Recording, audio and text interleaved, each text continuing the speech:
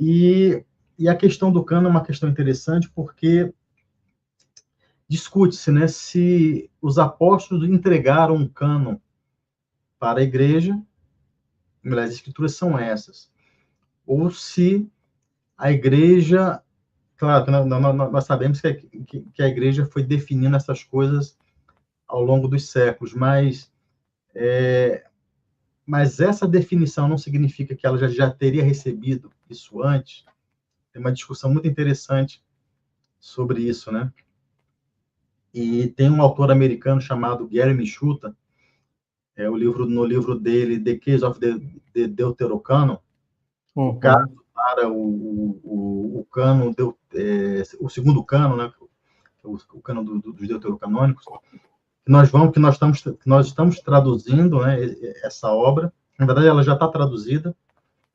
A gente está fazendo uma revisão na tradução e vamos editar, se Deus quiser, vamos publicar agora em novembro. Vai sair com o título de A Defesa dos Deuterocanônicos. Ele é um autor, por exemplo, que ele procura provar que os apóstolos já deixaram um cano para a igreja. Né? Olha só. E ele tem argumentos bem convincentes disso, né? Bem convincentes disso, né? No meu livro, O Cânon Bíblico, eu nem chego nisso porque quando eu escrevi o livro, em 2007, para começar, que eu não era escritor, né? Nem me considero um escritor ainda hoje. Mas ali foi um esforço de um recém-convertido de colocar, de transmitir, né, um pouco do conhecimento que adquiriu ao longo de alguns anos, né? Então, me converti em 2000, comecei a pesquisa do livro em 2002, foram 5 anos, mais ou menos, pesquisando, procurando texto. Era muito difícil ter algum material sobre o cânon bíblico. Era uma coisa impossível, né? Uma coisa impossível, era muito difícil. Então, eu falei assim, pô, já que não tem um livro sobre isso, eu vou escrever um então. E parece que eu fui o primeiro católico a escrever uma obra dedicada ao cânon bíblico. Tá? Que legal. O Gary Michuta, alguns meses depois, ou esse mesmo autor que estou falando, nós vamos lançar o segundo livro dele sobre o cânon. Alguns meses depois ele lançou esse aqui, ó, Por que as Bíblias Católicas são Maiores, tá? Foi lançada pela Cristo e Livros. Uma obra excelente, tá? Também. É o mesmo assunto que eu trato no meu livro, mas aqui ele traz algumas informações que eu não trago. No meu livro eu trago algumas informações que ele não traz, então as duas obras elas se completam, né? Elas se completam. Quer dizer, não existia uma literatura católica para falar do cânon bíblico, né? Mas é um negócio inacreditável.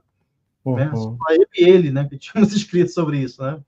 E vergonhosamente, as editoras ditas católicas, né, publicam obras sobre o cânon bíblico, obras de protestantes. Sim. Né? Vá, durma-se com um barulho desse. Mas no segundo livro, né, porque o Gary ele até fala aqui, olha, eu escrevi um livro para contar, né, que não foi a Igreja Católica que retirou livros, foram os protestantes que adicionaram, e por que eles fizeram isso? Então, ele vai muito nessa ênfase, né? Vai citar a questão de São Jerônimo, que é o dia dele hoje, né? Sim. São Jerônimo é uma figura, é uma peça muito importante nessa discussão toda, né? Porque o que ele deixou nos prefácios dos livros deuterocanônicos foi o que ficou para a história, né? Embora depois ele possa ter se arrependido, voltado atrás, revisto a sua posição. Tem alguns autores que defendem isso, né? Mas realmente é fato que ele não tinha os deuterocanônicos como não escritura, isso aí é falso. Ele cita, inclusive, vários escritos, né? Livros deuterocanônicos, principalmente Sabedoria, Eclesiástico, a própria Judite, né? E ele cita como escritura, tá? Autoridade da escritura. Mas o que ele deixou... Sim. Alessandro, era isso que eu ia te perguntar, justamente sobre... houve sim alguma restrição por parte de São Jerônimo quanto à questão da tradução do cânon bíblico? se ele realmente, depois ele ficou em dúvida se eram ou se não eram inspirados, né? E o que é um livro inspirado? Qual o livro da Sagrada Escritura é dito ou se proclama, este livro aqui é inspirado? Bem, aí há uma discussão sobre isso, né? Pelo seguinte, porque nos embates que já se davam nos primeiros séculos da Igreja entre católicos e judeus, né? Os primeiros padres apologistas, você vai ver isso presente na obra deles, né? Como Justino de Roma, né? Vai citar os embates com judeus, o próprio Irineu de Leão vai citar os embates com judeus, né? Então, existiam muitos embates com judeus, né? E os católicos usavam os deuterocanônicos para mostrar que Jesus era o Messias. Sim. Tá? É surpreendente as revelações messiânicas que nós temos em sabedoria eclesiástica. Tá? É surpreendente. Tá? Surpreendente. Inclusive, acho que ali as questões sobre a paixão de Cristo, o sofrimento, as mazelas, né, que Jesus passou, tem muito mais detalhes do que o próprio livro de Isaías. Sim. Que é tido como a maior referência, né, sobre a paixão. Mas sabedoria fala com muito mais detalhes, né, sobre isso, né, com muito mais detalhes, tá? Sabedoria eclesiástica também fala, né? Mas por que eu estou falando isso mesmo? Eu perdi o fio da meada aqui. Você falou de São Jerônimo. Eu perguntei para vocês acerca. Lembrei. Pronto. Lembrei. Então, só que depois dessa reforma que foi feita no judaísmo, para a retirada de vários livros, tá? Depois dessa reforma que foi feita no meio dos judeus, que ali já não era um judaísmo mosaico, tá?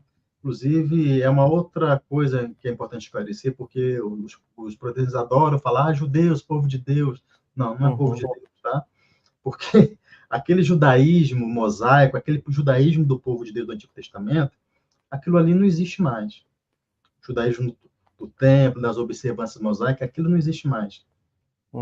Porque na invasão, no sítio aos romanos, no ano 70, eles derrubaram o templo, acabaram com tudo, né?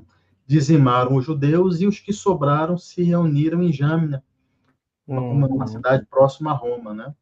Então, os judeus tiveram que reinventar o seu judaísmo. Tiveram que inventar um judaísmo sem templo, sem as ordenanças mosaicas. É um judaísmo farisaico. Então, esse é o judaísmo que existe hoje, tá? Que não tem nada a ver com o judaísmo da Antiga Aliança. Nada a ver. É uma outra coisa, tá? É uma outra coisa. Eles fizeram lá o judaísmo deles lá, que não é o judaísmo de raiz, vamos dizer assim, né? O judaísmo original. Tá? Então, quando eles fizeram... Então, essa comunidade de Jâmina, né, que então tiveram que se organizar, tiveram que excluir os deuterocanônicos do seu cânon, né, por causa dos embates com os cristãos. Então isso tornou a apologética católica mais difícil. Porque, eu quero estudar sabedoria. Eu falei, mas sabedoria eu não reconheço. Mas Jesus, eu vou te mostrar aqui as profecias messiânicas no Eclesiástico. Não, mas o Eclesiástico eu não reconheço. Então, o que aconteceu? Aqueles livros não serviam para provar a doutrina. Entendi. Junto aos judeus. Por isso que usava-se o termo, olha, não estão no cânon. Mas não estão no cânon judeu. Nada a ver com o nosso. Né? Então, quando São Jerônimo usa essas palavras, olha, mas não estão no cânon. No cânon dos judeus. A igreja não tem nada a ver com o cânon da igreja. Judaico. Mas o que ficou para a história, né, inclusive no próprio meio católico, é que ele não reconhecia esses livros, né, como canônicos. E é o que Lutero vai utilizar, então, num debate de Leipzig, né, contra... Como é que é o nome do sujeito? Oh, meu Deus, Eric de alguma coisa, esqueci o nome dele, eu estou andando meio esquecido. Perfeito. A gente vai lembrando aí. Lutero tem um debate famoso, né, inclusive que é a capa desse livro que nós vamos lançar do Gary Michuta, tá? Que é o católico de um lado, o Lutero do outro lado, tendo esse debate, né? Então, quando o católico vai usar Macabeus para provar, né, a doutrina da oração aos mortos já no tempo de Deus, né? Aí Lutero vai dizer o seguinte: não, mas isso aí não está no cano. Né? Ele vai usar uma distorção das palavras do próprio São Jerônimo, que vai ficar para a posteridade dentro do meio protestante. Tá? Mas aí que está então, Alessandro, então, vamos dizer, os judeus, né? Antes de Jâmnia, era uma espécie de um concílio onde eles se reúnem, né, para decidir o cânon que eles iriam assumir. Eles tinham os outros livros no compêndio judaico como escritura sagrada? Por exemplo, Bom, sabedoria, como você citou? antes de responder você, deixa eu lembrar. John Eck, tá? Que era Sim, perfeito. que debateu com Lutero. John Eck. Sim, eles tinham, tá? Houve no passado uma teoria dos dois cânones, né? O cânon palestinense, que era lá de Jerusalém, e o cânon alexandrino, que era mais largo, mais dilatado, que tinha os deuterocanônicos, que era mais observado na diáspora. Essa teoria caiu por terra, porque os estudiosos viam que não existia essa diferença cultural entre os judeus da Palestina e os judeus da diáspora. Tá? Tanto que muitos dos livros que foram traduzidos para o grego, que entraram depois na Septuaginta, foram traduzidos por judeus da Palestina. Né? E alguns originais hebraicos foram encontrados na descoberta do Mar Morto, né? Sim. Lá daquela caverna lá de Massada. Esse é o de Qumran? Não entendi. Esse é o de Qumran ou de Muratória que você está falando? Não, nada a ver com o Muratório. Não tem nada a ver. Não. Em 1934, uma expedição arqueológica achou, né, são chamados escritos do Mar Morto, né, perto do Mar Morto, na comunidade ali de Massada e tal, descobriram, então, vários escritos judaicos, né, que sobreviveram ao tempo, tá? De comunidades judaicas já próximas ali da Palestina, né? Provavelmente comunidades essênias, né? Então, acharam originais hebraicos de Macabeus, de Tobias, do Eclesiástico, tá? Então, quer dizer, eles tinham esses livros hebraicos, né? E eles estavam dispostos, é uma coisa também que o Gary Michuta cita que é interessante, eles estavam dispostos de uma forma que só textos sagrados eram dispostos daquela forma, que se chama medida estiquiométrica, tá? Você coloca o texto sagrado dentro de uma certa medida, onde ele pode ser contado através de linhas. Tá? Só textos, então é mais ou menos como se fosse um soneto, né? Não sei se vocês lembram do tempo da escola. Sim. No soneto, né, vocês tinham os versos, né, que tinha uma métrica fixa, né? Pá, pá, pá, pá, né? Depois o outro verso. Então tinha uma métrica fixa, o soneto. Então era uma coisa parecida com isso, né? E só textos escriturísticos que eram dispostos dessa forma, tá?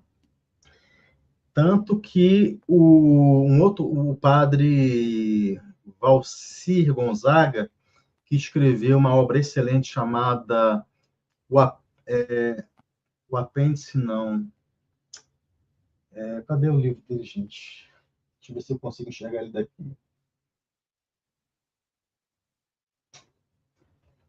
É mais ou menos o apêndice do cânon bíblico. Não é apêndice, ele usa outro termo. Ele usa... Oh, meu Deus, um anexo? Não. Deixa eu ver se eu acho, se eu vejo. O compêndio. O compêndio do cânon bíblico, né? Sim. O livro dele não vai entrar na questão como foi definido, não sei o quê, que é a questão que eu escrevo e que o Gary escreveu também, mas ele vai falar o seguinte: olha, as listas canônicas que foram consideradas canônicas ao longo dos séculos são essas aqui, né? E ele vai dar um compêndio de várias listas, é um livro sensacional, tá? Foi editado pela Voz, inclusive. Legal. E ele vai trazer também os cânones estequiométricos, exatamente estes, né?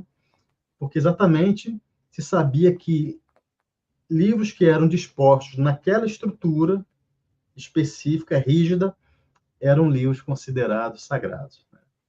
Então, é um negócio sensacional. Então, sim, os judeus tinham um cânon mais dilatado. Eu não vou dizer com toda certeza que era um cânon fechado. Entendi. Né? Que era um cânon fechado. O Gary Michuta, ele vai nessa linha, e ele tem bons argumentos, né? Olha, eles acabaram, quando chegou no tempo de Cristo dos Apóstolos, os judeus já sabiam qual era o cânon deles. E Jesus e os apóstolos passaram esse cânon para a igreja. Ele tem essa defesa, nesse livro que nós vamos publicar, né? Está em pré-venda na nossa loja. Estamos fazendo a revisão do texto e vamos começar a editoração logo. Mas ele segue essa linha e ele tem argumentos muito fortes, né? Argumentos muito interessantes, tá? Muito interessantes nesse sentido, né? E faz um certo sentido, né? Como é que a igreja, já que nós temos, então, uma igreja, desde o Sinai, né? Com magistério, com tradição, que vai se desenvolvendo ao longo dos séculos, recebendo novas revelações, escrevendo, etc. Como é que isso, ao final da sua história, ninguém vai saber quais eram os livros, ninguém vai saber, né? Então, assim, o argumento dele faz um certo sentido. E é muito interessante. Então, quem puder adquirir o nosso livro que nós vamos lançar, é um livro interessantíssimo. Esse aqui é bom. Muito bom. Mas o segundo, na minha opinião, é melhor, porque ele entra especificamente na questão dos deuterocanônicos, né? E é surpreendente o que ele vai mostrar ali. É surpreendente, gente.